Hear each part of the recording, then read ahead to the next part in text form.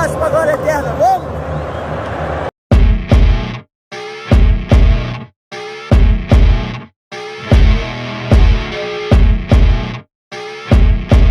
Boa nação, vendo essa alegria toda do João Gomes com a final da Libertadores, nem parece que ele está na sua segunda final de Libertadores, né?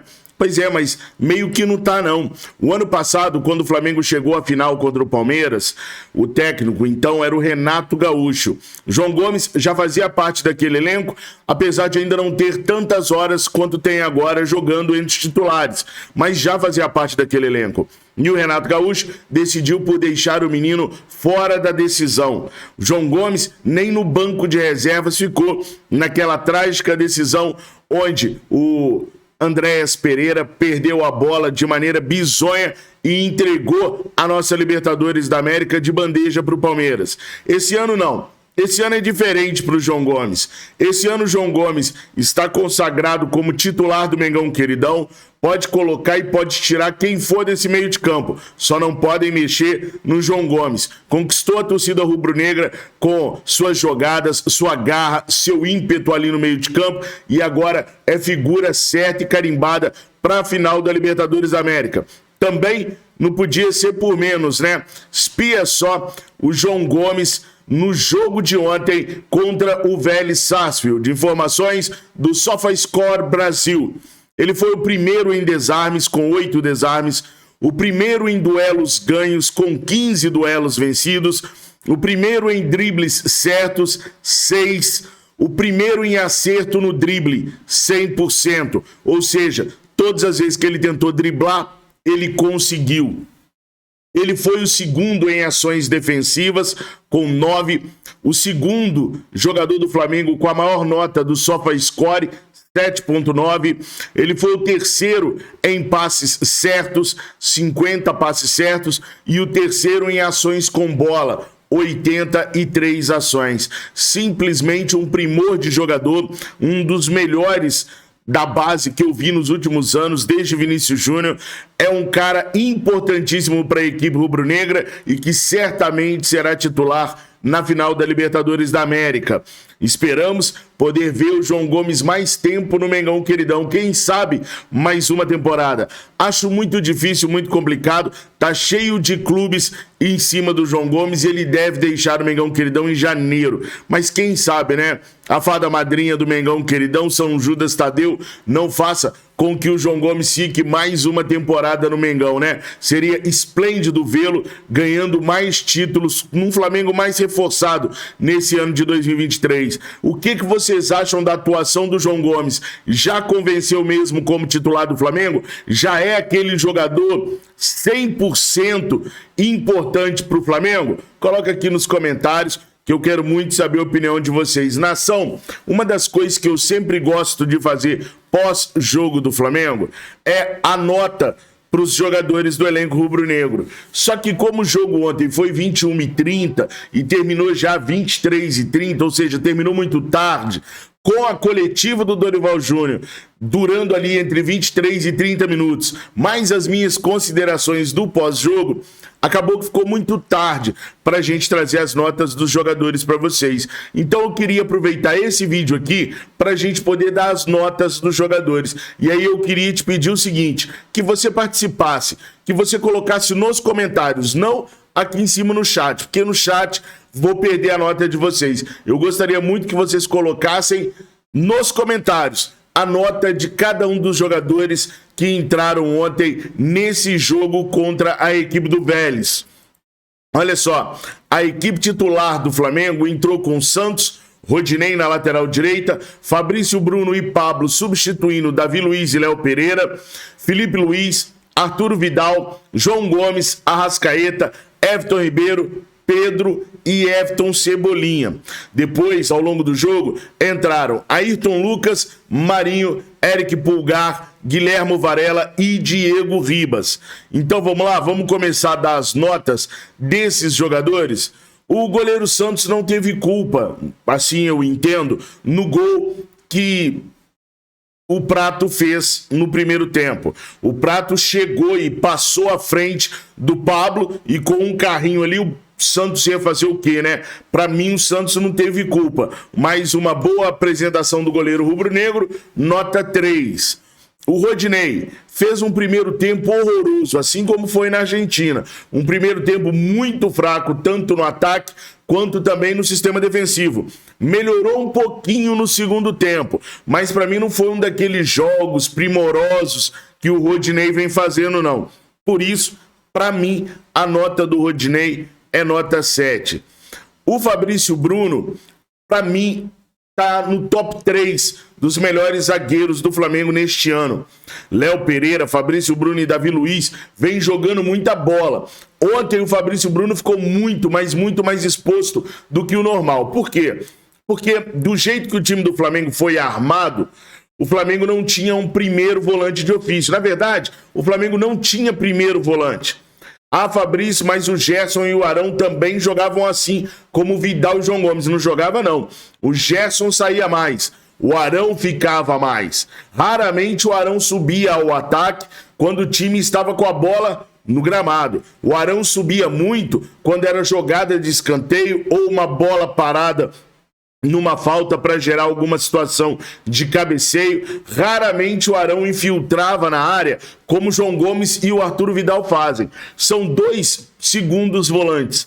Para eles poderem jogar juntos, um vai ter que abdicar de subir ao ataque por muitas vezes. Senão o que a gente vai ver é um sistema defensivo sem cobertura nas laterais, como foi ontem, e também sem... deixando o sistema defensivo muito escancarado, muito aberto. Mesmo tendo ficado exposto, o Fabrício Bruno, para mim, correspondeu. Conseguiu se virar contra os atacantes do Vélez e, por isso, na minha humilde opinião, merece uma nota 8. Então, por enquanto, nós temos o Santos com uma nota 9, o Rodinei com uma nota 7, o Fabrício Bruno com uma nota 8. Como que tá aí a nota de vocês? Coloca nos comentários para ficar registrado, para eu poder ler, para eu poder ver qual foi a leitura de vocês com relação às notas dos jogadores, às atuações dos jogadores. O zagueirão Pablo, vocês conhecem, sabem qual é a opinião da Miriane com relação ao zagueiro Pablo. Ele realmente não faz uma boa temporada pelo Flamengo, mas eu particularmente vi muito o Pablo jogando com o Balbuena, que estava no Corinthians à época, e foi uma dupla defensiva muito sólida, muito boa, com o Pablo merecendo um grande destaque. Então eu ainda tenho a expectativa que o Pablo venha a ser um bom zagueiro para o Flamengo, porque eu já vi ele sendo bom zagueiro no Corinthians. Mas até agora a verdade é que ele não desencantou no Flamengo. Ontem marcou uma bobeira monstruosa, deixando o Lucas Prato tomar a sua frente. Não pode jogar olhando para a bola, pelo amor de Deus, gente, são jogadores profissionais. Não pode jogar olhando só para a bola. Você vê a bola e procura no seu ambiente o que está acontecendo, para você saber se alguém vai se deslocar. Gente, o Lucas Prato ter conseguido tomar a dianteira do Prato é mais ou menos como falar que o King Kong passou por aqui e ninguém percebeu. Um bicho de 15 metros de altura. Não dá. Então o Pablo não podia ter deixado o Prato, que é aquele atacante largo, grande, pesado, passar por ele sem ele perceber. Para mim foi uma falha grotesca e por isso eu vou dar uma nota 5 para ele, porque para ele, sabe, para ele não ficar muito desanimado. E senão dava até nota 3 para ele, mas nota 5 para ele, por causa desse vacilão que ele deu contra o Lucas Prato e por conta de outros vacilos que ele deu durante o jogo também. Precisa sim contar o Pablo. Felipe Luiz é um professor, gente. Vamos falar para nós. O Felipe Luiz é daqueles jogadores assim tão inteligentes que a gente até desconfia, né? Mas joga muito.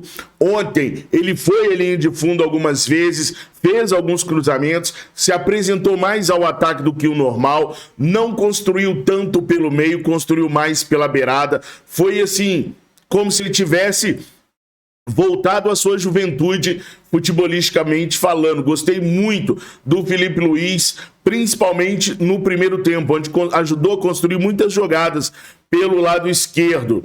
O Felipe Luiz tem uma criptonita: finais. Em finais, até hoje, no Flamengo, ele não jogou nada.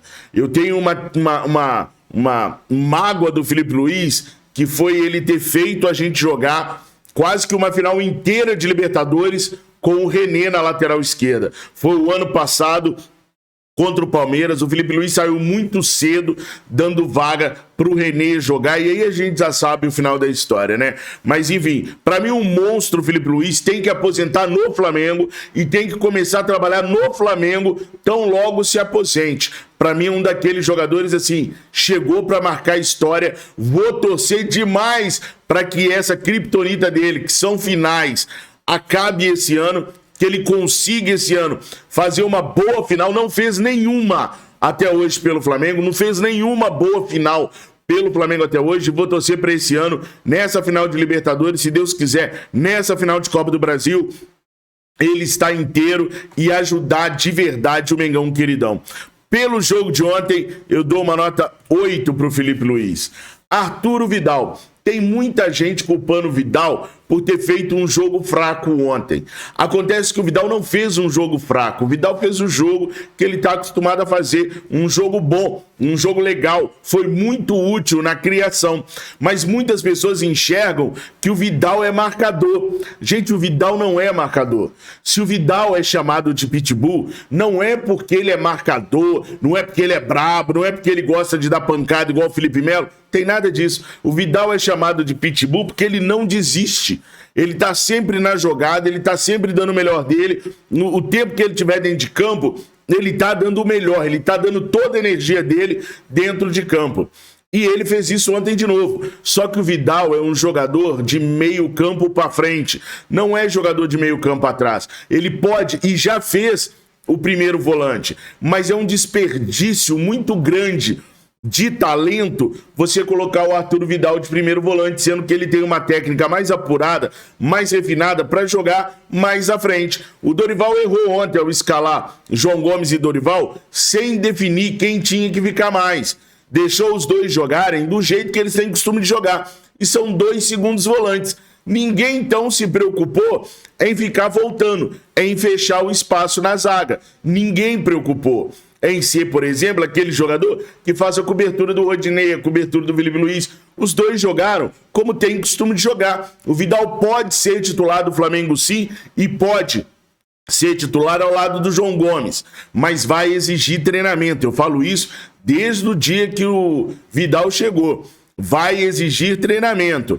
No mundo normal, o Vidal disputa a posição com o João Gomes e o Eric Pulgar disputa a posição com o Thiago Maia. O Diego também disputa a posição com o Thiago Maia. Então é Eric Pulgar e Thiago Maia, João Gomes e Arturo Vidal. Normalmente não é para esses dois jogarem juntos, porque são dois segundos volantes. Para jogar, o Dorival vai ter que treinar muito esses dois jogadores. Por isso, ontem a gente teve aquela sensação de que o Vidal não jogou tão bem quanto deveria. Para mim, jogou bem enquanto esteve em campo. Não foi o brilhante Vidal que a gente está acostumado, mas jogou bem sim. Nota 7. Defensivamente, se não se acertar com quem vai ser o primeiro volante, vai ser isso todo jogo, tanto pela parte do Vidal quanto pela parte do João Gomes. Os pecados que o Vidal cometeu, o João também cometeu ontem. Agora, o João foi aquilo que eu mostrei para vocês, né? Simplesmente um jogador diferenciado, simplesmente fora do comum. O João Gomes, para mim, é hoje a maior joia que o Flamengo produziu desde Vinícius Júnior. Eu acho o João Gomes mais importante para o time do que o Lucas Paquetá, por exemplo. É outro brilhante jogador, adoro o Lucas Paquetá, mora no meu coração, quero vê-lo novamente no Flamengo qualquer dia desses, com as suas dancinhas e com as suas musiquinhas sobre o Mengão queridão. Mas o João Gomes, taticamente, para mim, ele exerce uma função mais importante e exerce com uma maestria maior do que o próprio Lucas Paquetá enquanto esteve no Flamengo. Hoje o Lucas Paquetá cresceu, é um jogador totalmente diferente, é um jogador muito preciso, mas o João para mim é um dos melhores que o Flamengo revelou nos últimos anos. Eu dou para ele uma nota 9, ontem foi quase perfeito, só não foi perfeito porque não fez gol e porque deixou essa brecha lá atrás para a equipe do Vélez jogar à vontade, mas muito por falta de instrução do técnico Dorival Júnior. Arrascaeta, eu não sou homem de ficar levantando suposições, eu não sou homem de ficar falando em conspirações. mas o fato é que o Arrascaeta teve uma queda de desempenho muito grande. Já algumas pessoas começam a falar que pode ser por conta da proximidade da Copa do Mundo. O Arrascaeta está na idade ideal de um atleta jogar uma Copa do Mundo. Está na parte técnica excepcional. Então talvez esse cuidado, esse zelo a mais do Arrasca para poder jogar a Copa do Mundo no final do ano esteja fazendo com que ele não consiga render 100% do jeito que nós estamos acostumados a vê-lo render. Pode ser. Eu já vi isso acontecendo com jogadores no Flamengo. O Paulo Guerreiro, por exemplo. O Paulo Guerreiro não foi meses antes da Copa do Mundo, não. Foi o ano inteiro da Copa do Mundo que ele ficou se poupando, ficou no departamento médico o tempo todo, ficou sabe, uma coisa horrorosa o Paulo Guerreiro. Talvez não seja o caso do Arrascaeta, talvez seja. Isso não é crime, não. Isso está na cabeça do atleta. Chega a ser até uma coisa sem querer, tá? Então pode ser. Eu não gostei da atuação do Arrasca ontem, achei ele muito abaixo da média. Tomara que ele esteja guardando tudo que ele pode dar para a final. Pode ser também que o Arrascaeta não esteja 100% fisicamente. Ele voltou aí de dores no pé direito por conta de uma pancada que tinha tomado. Pode ser que ele não esteja fisicamente nas melhores condições. O departamento médico do Flamengo ainda não falou sobre isso. Mas, pelo jogo de ontem, nota 6 pro Arrascaeta. Eu sempre falei para vocês que eu dou 1,5 pro jogador que faz o gol e pro jogador que dá assistência. Ou seja, além da nota normal que eu entregaria pro jogador, eu acrescento 1,5 quando ele dá assistência ou quando ele faz o gol. O Everton Ribeiro continua sendo aquele jogador voluntarioso, que ajuda tanto na marcação quanto na parte ofensiva. Muitas vezes o Everton Ribeiro ele não é notado por nós torcedores porque ele desempenha um papel tático tão preciso que ele não consegue dar o drible, dar a jogada ofensiva, fazer o que ele sabe fazer ofensivamente, de tão preocupado taticamente que ele fica. Ontem, para mim, ele teve um comportamento tático muito bom também, além de ter ajudado algumas vezes no ataque do Flamengo. Ele deu a assistência para o gol do Pedro, 1,5. Mais uma nota 6 pelo que ele apresentou ontem. Então a nota dele é 7,5. Curiosamente, a nota do Pedro já estava aí, 10. O que vai no Pedro, o Pedro marca. O que o Pedro tem que fazer, o Pedro faz, que é a reverência. Se ele faz reverência é porque ele fez gol ontem, jogou barbaridade nessa Libertadores, passou o Zico, velho, passou o Zico como jogador que mais gols fez numa mesma edição de Libertadores. E de lambuja, passou também o Gabigol. Ambos, Zico e Gabigol, tinham 11 gols numa mesma edição de Libertadores. Agora, o dono do recorde é o Pedro, 12 gols. E ainda tem a final. Na final, com certeza, ele vai fazer gol. Não sei se ele vai fazer 3, se ele vai fazer 2, mas 1, pelo menos, ele fará. Tenho certeza disso. Nota 10 pro Dom Pedrão, que amanhã vai ser convocado para a seleção brasileira. Minha seleção é o Mengão queridão, mas o Pedro tá merecendo ser convocado, não só ser convocado. O Tite tem que convocar, entregar 9 para ele e colocar ele titular. Ah, mas o Tite já tá há 8 anos com o Firmino, há 8 anos com o Gabriel Jesus e há 8 anos com o Richarlison. O Pedro vai chegar agora tomando a camisa? Vai. Porque há 8 anos que a gente não tem um centroavante de verdade na seleção brasileira. Todos esses que eu citei são abaixo tecnicamente do Pedro. O Lewandowski fez 3 gols ontem. O Lewandowski também é acima da média. O Karim Benzema também é acima da média. Mas tirando esses jogadores, eu não vejo o Lukaku com 1/10 da técnica que o Pedro tem. E não vejo outros centroavantes pelo mundo com a técnica que o Pedro tem. Tem jogador que é trombador, que é metedor de gol, sem discussão. Mas o Pedro ali, a técnica e finalização. Para mim, tá no top 3 dos maiores centroavantes do mundo hoje. E tem que ser titular da seleção brasileira. Vocês concordam ou não? Coloca aí nos comentários, por favor, a opinião de vocês com relação ao Dom Pedrão. Nota 10. Everton Cebolinha, caraca, quando a gente faz uma avaliação de um jogador como Everton Cebolinha, que já trouxe muito pro futebol, pô, quem não lembra dele no Grêmio? O cara era o terror, corria igual notícia ruim, fazia gol, cortava ali, corria pela esquerda, cortava pro meio, chutava de curvinha, fez uns trocentos gols assim. Carregou o Grêmio nas costas por muitas vezes. Chega no Mengão, queridão, até agora flopou. Até agora não conseguiu jogar nada no Flamengo. A verdade é essa. Eu tenho uma teoria. A teoria que eu tenho é que com o Cebolinha, com umas férias legal, que ele vai pegar agora no final do ano, voltando para a pré-temporada com o time do Mengão, fazendo a pré-temporada toda, pegando o Campeonato Carioca, jogando o Campeonato Carioca todo, ele pode ser importante em 2023. Essa é a minha expectativa, que ele seja importante em 2023, porque em 2022 está flopadaço. Para mim, o pior jogador em campo do Flamengo ontem foi ele, nota 4, horrível, horrível. Ah, mas ele jogou fora de posição. O Dorival falou que ele treina na direita e na esquerda. Ele foi horroroso na direita e na esquerda. Ele vem jogando pelo Flamengo na esquerda horrorosamente, na direita horrorosamente. Estou esperando o Cebolinha 2023. A versão Cebolinha 2022 tá totalmente flopada, nota 4. Pro técnico Dorival Júnior.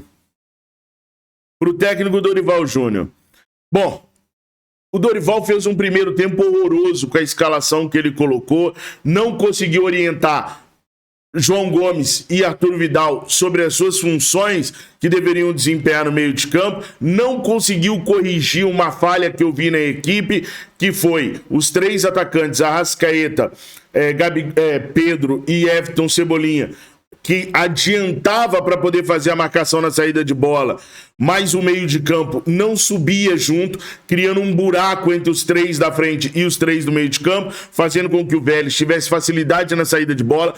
Todo mundo viu isso, menos o Dorival Júnior, não conseguiu identificar, não conseguiu ver. Passamos o primeiro tempo inteiro com essa deficiência. Então, para mim, o Dorival Júnior ontem, por tudo que fez durante a partida, mereceu uma nota 6. No segundo tempo, nós tivemos a entrada de 5 jogadores. Ayrton Lucas, Marinho, Eric Pulgar, Varela e Diego Ribas. O Ayrton Lucas vem numa crescente muito grande no Flamengo. Toda vez que entra é importante.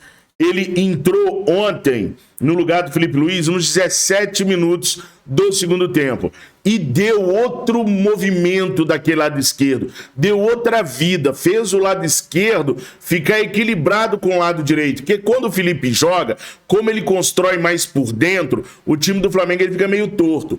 Ontem o primeiro tempo do Felipe Luiz foi muito bom, ele conseguiu ajudar o Flamengo ontem no primeiro tempo, mas no segundo tempo o time voltou a ficar torto, dependendo exclusivamente do lado direito. Depois que o Ayrton Lucas entrou, isso foi corrigido.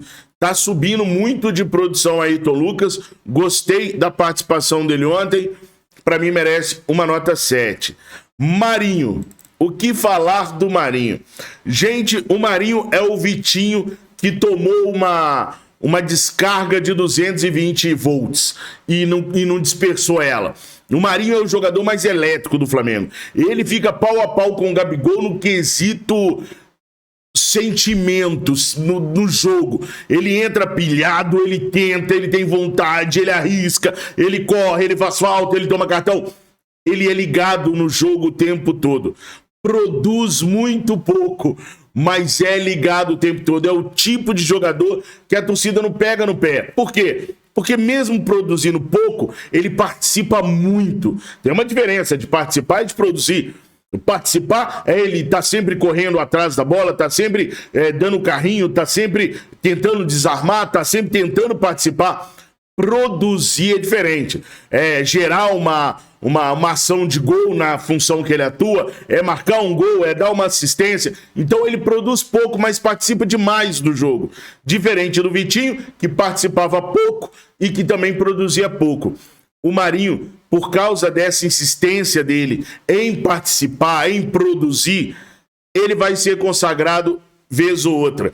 O lance do gol é maravilhoso, uma roubada de bola do João Gomes, entrega pro Pedro, que dá uma caneta num jogador do Vélez, entrega pro Marinho, o Marinho ajeita a bola e o Pedro já vem para bater. Só que antes do Pedro chutar, o Marinho chuta e marca um golaço. 1,5 pelo gol, mais 5,5 pela participação e pela entrega. Então, nota 7 para o Marinho. É bom, eu gosto de ver o Marinho jogando, tá? Miriam não gosta não. Eu gosto pela entrega dele, pela raça dele, ele sempre vai ser útil pro Flamengo. É um jogador excelente pra gente ter no banco de reservas. Eric Pulgar, pra mim o Eric Pulgar tinha que ter entrado titular ontem. Ontem nós deveríamos ter começado com Pulgar e João Gomes. Tem muita gente julgando ou subjulgando o Eric Pulgar, sendo que ele nem chegou a fazer um jogo inteiro pelo Flamengo ainda. É um desses jogadores marcador, que está sempre atento, tem bom passe, tem uma bola parada maravilhosa, onde ele chegou a bater uma falta. A falta bateu na barreira, voltou, o Marinho fez um cruzamento para o gol anulado do Pablo. Mas ele vai entregar, gente. Esse é um bom jogador. Aqui na América do Sul, ele ainda vai sobrar. Pode acreditar em mim. Depois que ele entrou, resolvemos o problema que a gente tinha no meio de campo de não ter um primeiro volante. Passamos a ter um pitbull marcador mordedor. E aí as coisas melhoraram. O Eric Pulgar, ele entrou em campo também aos 17 minutos do segundo tempo.